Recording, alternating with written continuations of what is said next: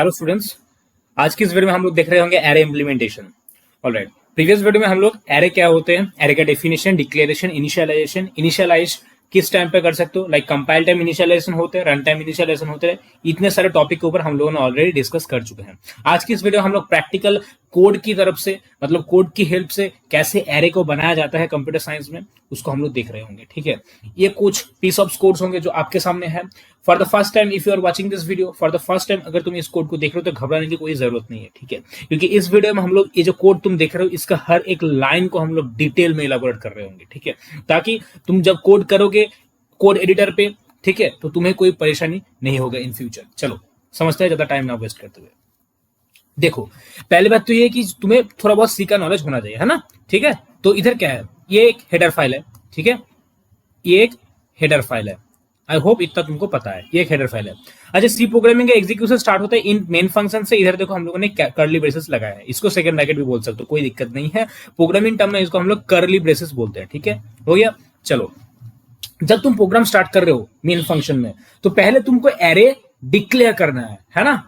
देखो, तुम एरे को डिक्लेयर करोगे। एरे क्या है, एक ऐसा डेटा स्ट्रक्चर है जो मेमोरी में कंटिन्यूअस लोकेशन लेते हैं। ठीक है, तो तुम्हें पहले ये कंपाइलर को बताना है कि मैं मेमोरी लूंगा किस हिसाब से, एरे हिसाब से, एरे की फॉर्म में मैं मेमोरी लूंगा। तो मेमोरी ये समझ जाएगा, मतलब कंपाइलर समझ जाएगा कि मुझे कंटिन्यूअस मेमोरी ढूंढ के देना है। समझ में आ गया।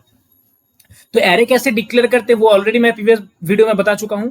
डेटा टाइप दोगे, फिर एरे का नाम, फिर एरे का साइज। ठीक है, अब देखो, अगर तुम प्रीवियस वीडियो को कंप्लीटली वॉच किए हो तो प्रीवियस वीडियो में हम लोगों ने बताया था 4 टाइप्स ऑफ एरे इनिशियलाइजेशन। ठीक है, ठीक है, समझ में आ रहा है। तो उधर क्या था, अगर तुम इधर सेमीकोलन लगा देते हो तो यहां तक सेमीकोलन तक इसको बोला जाएगा डिक्लेरेशन।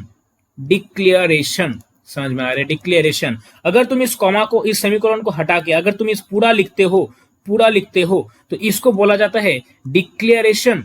Declaration plus initialisation.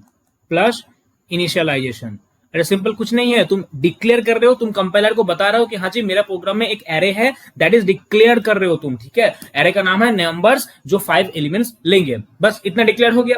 अब तुम वो इनिशियलाइज कर रहे हो, वो तुम असाइन कर रहे हो कि मेरे एरे में ये एलिमेंट्स होंगे, that is called initialization. I hope you are getting the point. ठीक है, दैट इज कॉल्ड इनिशियलाइजेशन। समझ में आ रहा है। ठीक है, चलो अब देखो, तो ये जो तुमने एरे किया, ये जो तुमने एरे को डिक्लेयर किया, इनिशियलाइज किया, है ना, तो इसको स्पेशली इसको क्या बोला जाता है, कंपाइल टाइम, है ना। प्रीवियस वीडियो अगर तुमने वॉच किए हैं तो इस टर्म को समझने में कोई इशू नहीं आएगी। देखो इधर भी मेंशन है कंपाइल टाइम। ठीक है, तो कंपाइल टाइम में अगर तुम एरे को एशन कर रहे हो, अगर तुम एरे को डिक्लेयर कर रहे हो तो that is called array declaration and initialization उसी टाइम पे हो रहा है। अब देखो, एरे जो डिक्लेयर किया इसको एलिमेंट को देखना है, तो प्रिंट करने के लिए ये देखो, ये तो printf statement, print array elements are /n दे रहे हो, तो मतलब न्यू लाइन में हर एक एलिमेंट न्यू लाइन में प्रिंट होगा। अब ये कैसे होगा, ये होगा लूप की हेल्प से।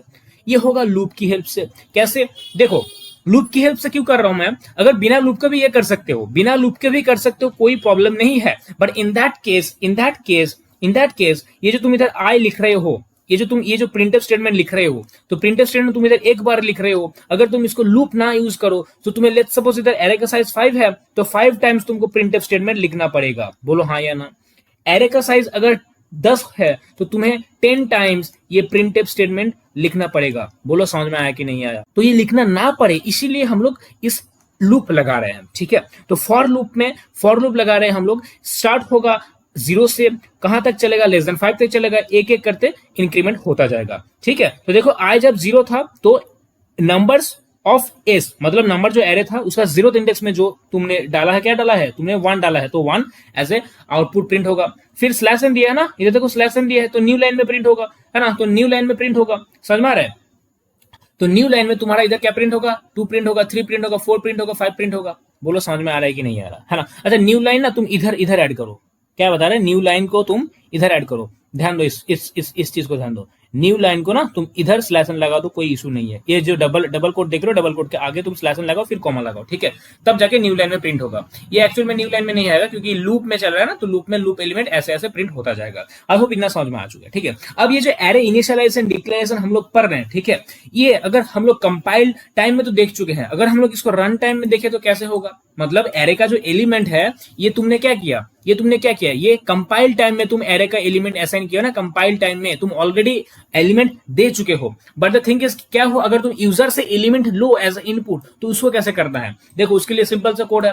क्या कोड है जी, सिंपल सा, अभी तक जो पढ़े हम लोग, क्या करना है, पहले एरे डिक्लेयर करो, ठीक है, पहले एरे को डिक्लेयर करो। देखो एरे डिक्लेयर हुआ इधर, है ना। अब इधर अगर तुम डबल कोड में एरे एलिमेंट लिख रहे होते, that is called array initialization, but ये क्या हो जाएगा, ये कंपाइल टाइम हो रहा है ना, ये कंपाइल टाइम हो रहा है। बट हम लोगों को कंपाइल टाइम नहीं चाहिए, हम लोग रन टाइम में देखना चाहते हैं। रन टाइम मतलब जहां जब जिस टाइम पे यूजर डेटा को एंट्री करवा सकता है, ठीक है, that is called run time. ये रन टाइम लेने के लिए क्या है, रन टाइम लेने के लिए यूजर से इनपुट ले रहे हो ना, तो यूजर से इनपुट लेने का फंक्शन क्या है, scanf, that is called input function in C, है ना, इनपुट फंक्शन इन सी, ठीक है। तो स्कैनफ लगा रहे हैं हम लोग, देखो यार स्कैनफ लगा रहे हैं, ठीक है। अब देखो ये जो यूजर से तुम इनपुट ले रहे हो, एरे का साइज क्या है, 5 है, तो मतलब 0 इंडेक्स से स्टार्ट होगा 4 तक चलेगा, 0 1 2 3, 0 इंडेक्स से स्टार्ट होगा 4 तक चलेगा, ठीक है। अब तो यूजर जो फर्स्ट एलिमेंट को एंटर कर रहे होंगे, लेट्स सपोज यूजर 5 को एंटर कर रहा है, ठीक है, तो वो कहां स्टोर होगा, एरे ऑफ 0 में स्टोर होगा। सिंपल सा लॉजिक है। अगर let's suppose user next time 7 store करना चाहता है, कहां पर स्टोर होगा, एरे ऑफ 1 पे स्टोर होगा, है ना, समझ में आ रहा हो। तो ये जो इंडेक्स है ये एक एक करके इंक्रीमेंट होता जा रहा है। अब देखो इस चीज को हम लोग फॉर लूप में लगा दिए हैं, 0 से स्टार्ट होगा, 5 से कम तक चलेगा, और आई प्लस प्लस एक एक करके इंक्रीमेंट होता जाएगा। अब आई जब 0 था तो एरे ऑफ 0 में स्टोर हो जाएगा। देखो स्कैनफ लगा रहे हैं हम लोग, ध्यान दो इस बात को, प्रिंटफ नहीं लगा रहे, स्कैनफ लगा रहे। स्कैनफ का काम है यूजर से इनपुट लेना, समझ रहे हो, ठीक है। अब यूजर से तुम इनपुट ले लिए, नंबर एरे में स्टोर हो गया। अब डिस्प्ले का कोड तो तुम ऑलरेडी देख चुके हो, डिस्प्ले का कोड देख चुके हो ना, ठीक है। तो आई होप इसमें कोई प्रॉब्लम नहीं आएगा, डिस्प्ले कोड ऑलरेडी तुम्हें पता है। समझ में आ गया, बोलो हाँ या ना, ठीक है। अगर इतना समझ में आ गया है तो वीडियो को एक लाइक कर दो, अगर चैनल पर नया हो तो चैनल को सब्सक्राइब करो, ठीक है। और ऐसे ही interesting short code explained video देखने के लिए चैनल को सब्सक्राइब करो, और पास में जो बेल आइकन है उसको प्रेस करके ऑल ऑप्शन सिलेक्ट करो, ठीक है। चलो मिलते हैं नेक्स्ट वीडियो में, तब तक के लिए थैंक यू।